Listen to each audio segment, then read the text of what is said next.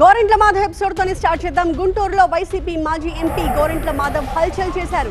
ఒక కేసులో అరెస్ట్ అయిన నిందితుడిని గుంటూరు ఎస్పీ ఆఫీస్ కి తరలిస్తూ ఉండగా అడ్డుకోవడానికి ప్రయత్నించారాయన. దీంతో గోరింట్ల మాధవ్ ని అదుపులోకి తీసుకున్నారు గుంటూరు పోలీసులు. అసలు ఏం జరిగింది అన్న విషయాన్ని మా స్పెషల్ కరెస్పాండెంట్ నాగరాజు వివరిస్తారు.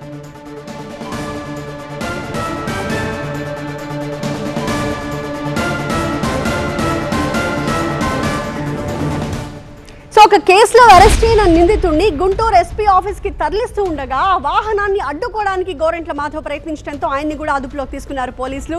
సో ఎగ్జాక్ట్ గా మొత్తం సీన్ ని వివరించడానికి మా ప్రతినిధి నాగరాజు సిద్ధంగా ఉన్నారు.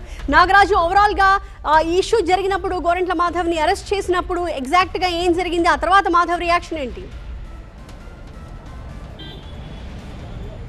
4 గంటల సమయంలో చేబ్రోలు కిరణ్ని ఎక్కడైతే మంగళగిరిలో పోలీస్ స్టేషన్ నుంచి గుంటూరులోని ఎస్పీ కార్యాలయానికి మీడియా సమావేశంలో హాజరుపరిచేందుకు తీసుకువస్తున్నారు. అయితే ఏ రాజు, ఎవరా అమ్మాయి? ఇది మ్యారేజ్ ఇన్విటేషన్ కాదు, నేను కొత్త బిజినెస్ స్టార్ట్ చేస్తున్నాను. కానీ ఎలా?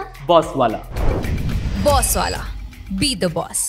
పోలీస్ వాహనాల్లో కిరణ్ని తరలిస్తూ ఉండగానే మరొక వాహనంలో గోరంట్ల మాధవ్తో పాటు మరికొంతమంది యువకులు కూడా పోలీస్ కాన్వాయ్ని వెంబడించడం జరిగింది. అయితే గుంటూరు నగరంలోని చుట్టుకుంట ప్రాంతానికి వచ్చిన సమయంలో అక్కడ ఒకసారిగా ట్రాఫిక్ జామ్ ఏర్పడటంతోనే పోలీస్ వాహనాలు ఆగినాయి. పోలీస్ వాహనాలతో పాటు ఎవరైతే గోరంట్ల మాధవ్ ప్రయాణిస్తున్నారో అతని వాహనాన్ని కూడా ఆపి అక్కడ దిగి పోలీసులతో పాటు పోలీసుల అదుపులో ఉన్న కిరణ్ మీద కూడా దాడికి యత్నించారు. అదే క్రమంలో పోలీసులు ఒక్కసారిగా అలర్ట్ అయిపోయి కిరణ్ మాధవ్ని అయితే అడ్డుకోవడం జరిగింది. మాధవ్ని అదుపులోకి తీసుకొని పోలీస్ కారులోకి ఎక్కించే ప్రయత్నం కూడా చేశారు. అయితే మాధవ్ పోలీసుల్ని ప్రతిఘటించడంతోనే వెంటనే అక్కడ వదిలిపెట్టడం జరిగింది. అయితే ఆ తర్వాత కూడా మాధవ్ తన కారులోనే ఎస్పీ కార్యాలయం వరకు కూడా వెంబడించాడు. ఎస్పీ కార్యాలయం గేట్ లోపలికి కూడా వచ్చి కిరణ్ని ఎక్కడైతే మీడియా సమావేశానికి హాజరుపరిచేందుకు కారులో నుంచి దించుతున్నారో అక్కడ మరొకసారి అతని మీద దాడి చేసే ప్రయత్నం అయితే చేశాడు. ఈ క్రమంలోనే పోలీసులంతా అలర్ట్గా అయిపోయి మొత్తాన్ని మాధవ్ని అయితే అదుపులోకి తీసుకున్నారు. వెంటనే అక్కడే ఉన్న పోలీస్ ఎస్పీ కార్యాలయంలోని ఒక రూమ్లో అతన్ని తీసుకువెళ్ళి లోపలేయడం జరిగింది. ఆ తర్వాత పోలీసులు నగరంపాలెం పోలీస్ స్టేషన్కి అయితే ప్రస్తుతం